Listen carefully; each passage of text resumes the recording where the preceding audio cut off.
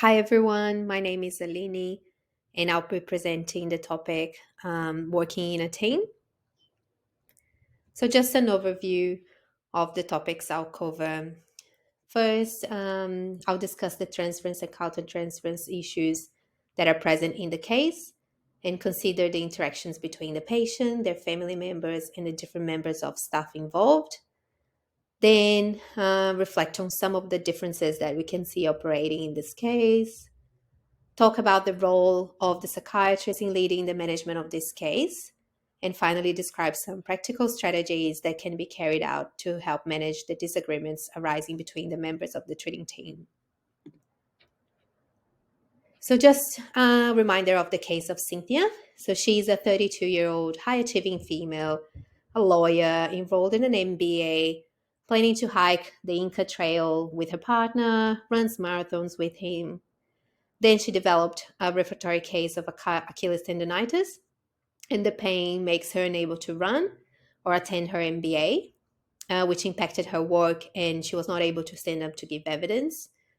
So she starts having panic attacks, and at one point, she's admitted to a rehab ward to improve her mobility and pain. And while there, a physiotherapist said to her that it was unlikely that she would be able to run long distances again or be able to hike at altitude. Her partner Luca was worried about her mood, and because she was saying that life was not worth living. And then she attempted to hang herself with the shower curtains. With that, she gets admitted under the Mental Health Act, and the consultant who saw her diagnoses her with depression, upheld the treatment order concerned about suicide risk. And during the admission, her partner Luca contacts the health minister around the state of the ward, wanting her to be discharged.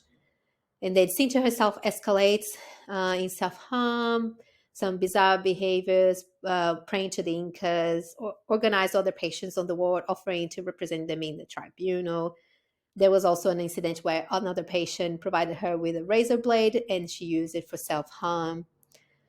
And then we had the nurse unit manager that asked for an urgent meeting and gave others an article about inpatient care, making patients with borderline personality disorder worse, and was asking the psychiatrist for a discharge. So, transfers and countertransfers in this case, just a reminder that transfers is refers to unconscious redirection of feelings and attitudes from past relationships onto current individuals. And in Cynthia's case, Cynthia's idealization of her achievements and past identity as a high achieving lawyer and marathon runner may be reflected in her interactions with the staff. She may expect the staff to validate her grandiose self image, and if they don't, she may devalue their opinions or care. Her strong need for admiration and attention may lead her to expect special treatment from the healthcare professionals, viewing them as a source of narcissistic supply to bolster her self esteem. Cynthia's need for attention and validation may also have been pronounced with the nursing staff. She could have demanded constant reassurance and responsiveness to her emotional distress. And her dissatisfaction with her treatment, especially around hospitalization, could have led her to be projecting her anger and frustration onto the hospital staff. And she might see them as obstacles to her release. And also her resistance to inpatient care, as expressed by her partner Luca's concern, might have influenced the perception of staff as adversaries, and she may have viewed them as threats to her autonomy and control. Also, her challenges to authority and expertise of staff could have been seen as an extension of her resistance to accepting her condition and the need for inpatient care. And then counter transference. Yeah, again, just a reminder that it is the healthcare provider's emotional reactions and responses to the patient. And in Cynthia's case, they are mostly negative and intense. We see frustration and confusion when dealing with Cynthia's and Luca's demanding and entitled behavior.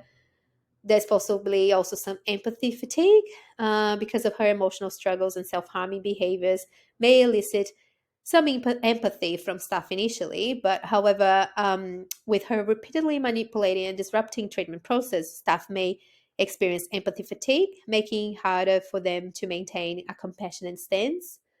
There's also some potential boundary challenges. It can be somewhat challenging to establish and maintain appropriate therapeutic boundaries when dealing with someone like Cynthia.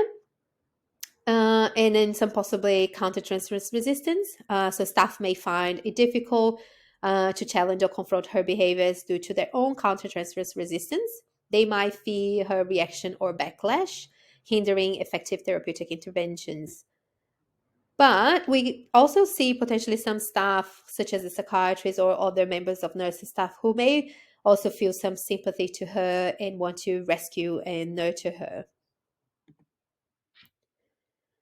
Then, about defenses, in Cynthia's case, there are several defense mechanisms that we can hypothesize that are operating in her behaviors.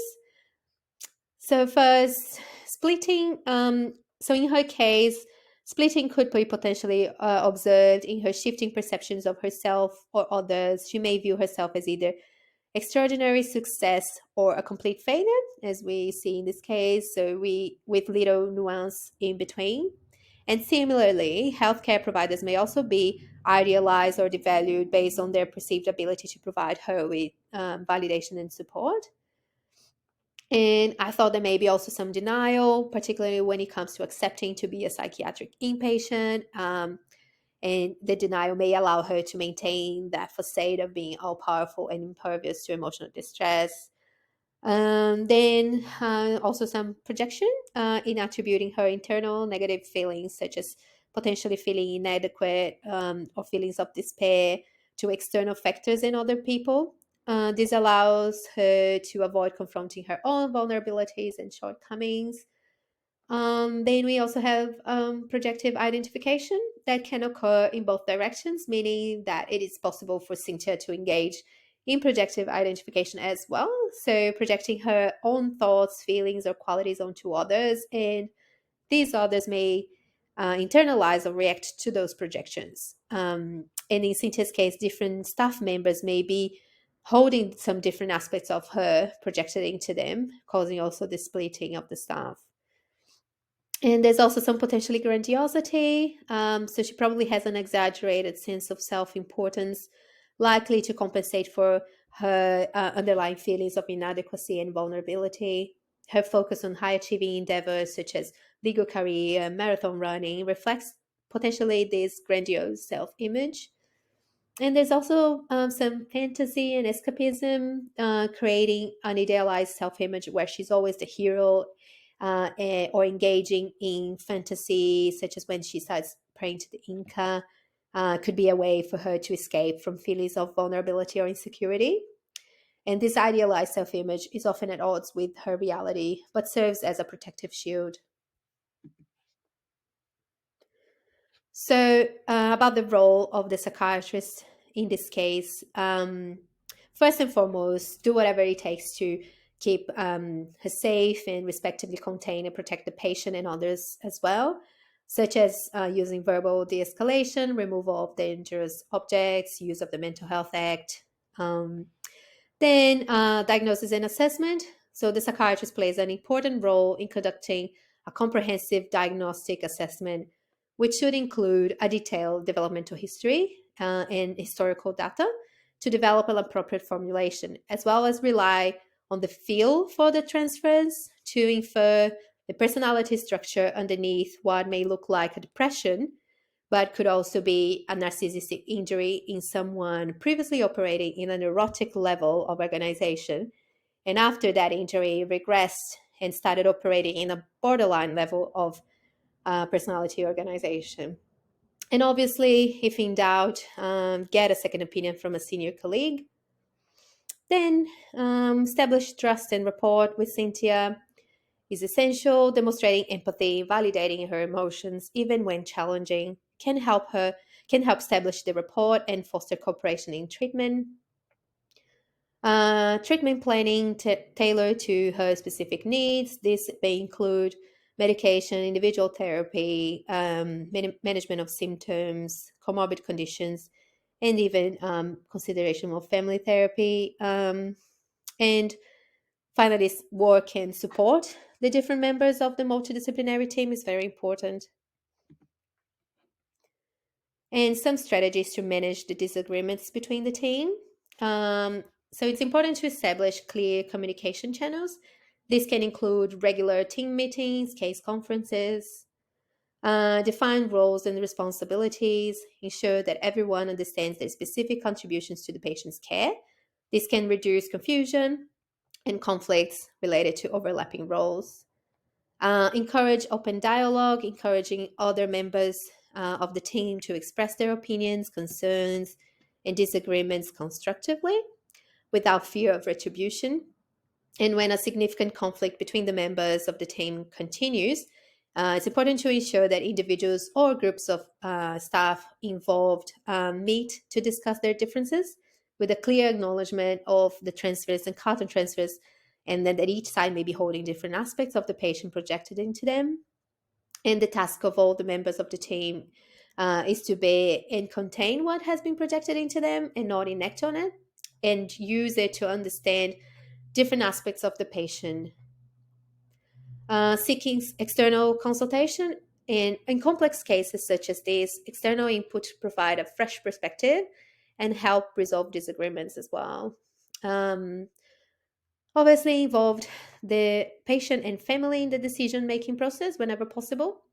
Their input and preferences can help guide treatment decisions and reduce disagreements. Focus on patient-centered care.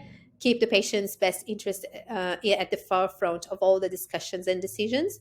Remind the team members that the primary goal is to provide the best care to the patient.